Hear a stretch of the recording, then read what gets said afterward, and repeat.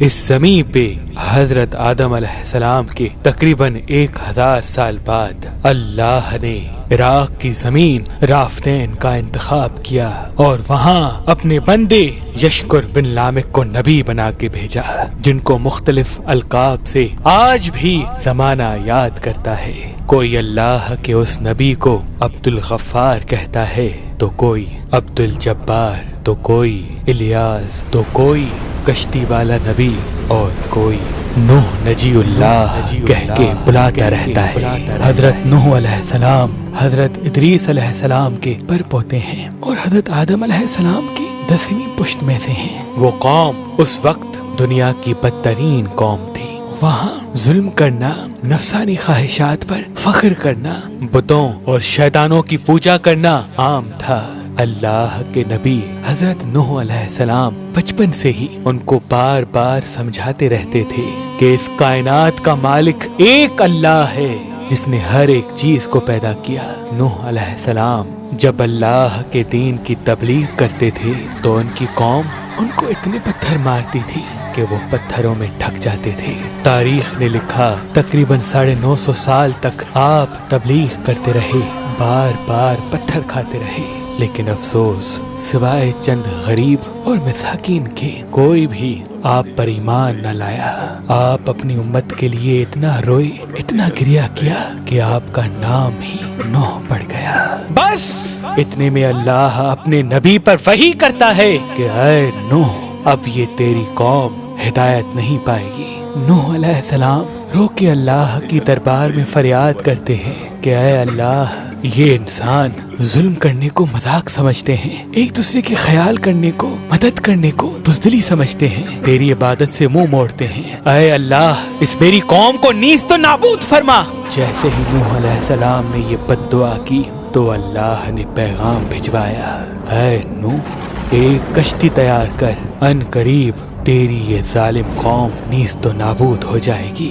بس اللہ وحی کے ذریعے اپنے نبی کو بتاتے گئے اور اللہ کے نبی نوح علیہ السلام وہ کشتی بناتے گئے۔ جیسے کہ نوح علیہ السلام ایک پہاڑ پہ رہتے تھے تو نہ وہاں سمندر تھا، نہ دریا، نہ درخت تھے۔ بالآخر اللہ کے نبی نوح نے درخت اگائے اور اس کی لکڑی سے کشتی کو بنانا شروع کیا۔ آپ لکڑی سے بڑے بڑے تختے بناتے، پھر لوہا لاتے، اس سے کیل بناتے، تختوں کو جوڑ کر اس میں کیل ٹھوکتے گئے۔ تاریخ نے لکھا تقریباً 100 سال تک آپ وہ کشتی بناتے رہے اور آپ کی قوم روز آپ کے پاس آتی اور آپ کی توہین کرتی، آپ کو پاگل کہتی کہ نہ تو یہاں دریا ہے نہ سمندر، پھر بھی یہ پاگل کشتی بنا رہا ہے۔ اللہ کے نبی نوح علیہ السلام آسمان کو دیکھ کے صبر کرتے اور اللہ کے حکم کو تسلیم کرتے۔ اس کشتی کا طول 300 گز، اونچائی 30 گز اور عرض 50 گز تھا۔ ایک روایت کے مطابق اس کا طول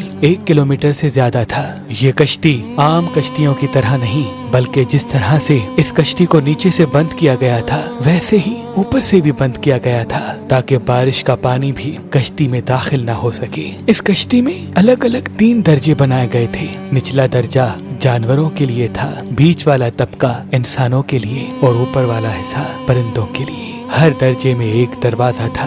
بس جب کشتی تیار ہو گئی تو اللہ نے فرمایا، اے نوح، اس زمین پہ مختلف جانوروں اور پرندوں کے جوڑوں کو اس کشتی میں سوار کرو تاکہ ان مخلوقات کی نسل باقی رہ سکے۔ حضرت نوح علیہ السلام نے مختلف پرندوں، جانوروں، خواہ ہر وہ چیز جس میں زندگی کے آثار ہیں، کشتی میں سوار کرنا شروع کر دیا۔ پھر آپ انسانوں کو حجت تمام کرنے کے لیے کہنے لگے، آؤ، یہ کشتی نجات کی کشتی ہے، جو بھی اس کشتی میں آئے گا وہ اللہ کی امان میں ہوگا۔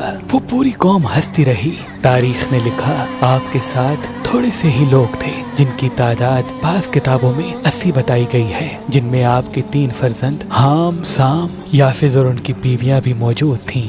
اللہ نے اپنے نبی نوح سے کہا کہ ان قریب تندور سے پانی ابلے گا اور پوری قوم کو ڈبا دے گا۔ اس بات کو سن کے قوم نوح ہنس ہی رہی تھی کہ اتنی دیر میں تندور سے پانی ابلنے لگا۔ لوگ اس پانی کو دیکھنے کے لیے دور دور سے آتے، ہنستے، لیکن کچھ ہی دیر میں ان کی ہنسی خاموش ہونے لگی کیونکہ وہ پانی پانی اتنا بڑھتا گیا کہ ان کے تمام گھر ڈوب گئے اور اوپر سے بارش بھی برس رہی تھی۔ وہ کافر یہ سمجھ رہے تھے کہ یہ طوفان کچھ دیر کا ہے، تو یوں وہ اونچے اونچے پہاڑ کی طرف جانے لگے۔ ان کافروں میں اللہ کے نبی نوح علیہ السلام کے بیٹے کنعان بھی شامل تھے۔ جیسے ہی نوح علیہ السلام نے اپنے بیٹے کو دیکھا کہ وہ کافروں کے ساتھ پہاڑ پہ چڑھ رہے ہیں، آپ نے دور سے آواز دی، اے کنعان، اس نجات کی کشتی میں آ جا۔ تو کنعان اور اس کی ماں بولی، ہم تھوڑی ہی دیر میں پہاڑ کی چوٹی پہ پہنچ جائیں گے اور پانی وہاں تک تھوڑی آئے گا۔ بس وہ پانی اتنا بڑھتا گیا کہ کہیں بھی نہ کوئی پہاڑ نظر آ رہا تھا،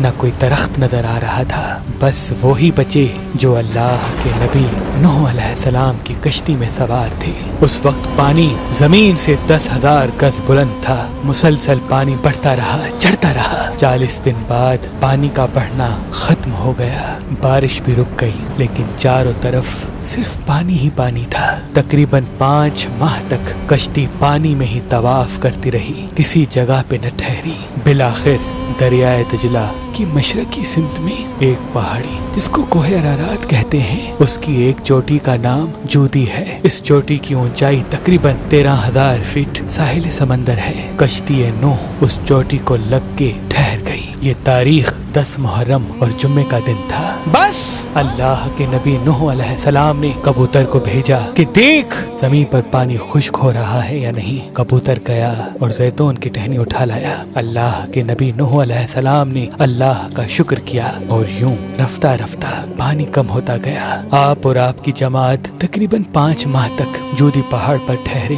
آپ نے تمام پرندوں جانوروں کو آزاد کیا۔ اس پہاڑی پہ اللہ کا شکر کرتے رہے، ذکر کرتے رہے، دنیا کو پھر سے آباد کرنے کی سوچ میں مگن رہے۔ تاریخ نے لکھا آپ کے ایک بیٹے سام جس سے عربی نسل چلی، دوسرے بیٹے حام جن سے سوڈانی نسل چلی، اور یافت جن سے ترکی نسل چلی، اور یوں آپ اور آپ کی اولاد نے دنیا کو پھر سے آباد کرنے کا فیصلہ کر لیا۔ تقریباً طوفان کے 60 سال بعد اللہ کے نبی نوح علیہ السلام اس فانی جہان سے دار البقا کی طرف کوچ کر گئے۔ اللہ نے فرمایا کہ کشتی نوح کو ہم آنے والی نسلوں کے لیے عبرت کا نشان ٹھہرائیں گے۔ تحقیق کرنے والوں نے بتایا کہ کشتی نوح علیہ السلام کی باقیات مشرقی ترکی میں واقع کوہ ارارات پر ملی ہیں۔ یہ کشتی ویسے ہی ہے جیسی اللہ کے نبی نوح علیہ السلام نے بنائی تھی۔